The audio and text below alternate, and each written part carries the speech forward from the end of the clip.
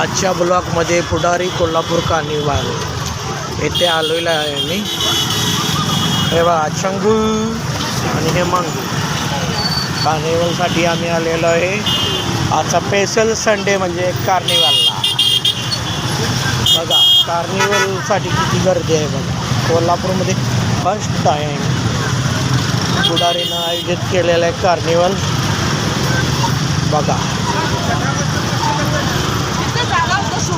हे बघा नाही का हे बघा आहे का बघ फुल एन्जॉय. बघूया आतमध्ये काय आहे आता आपल्यासाठी.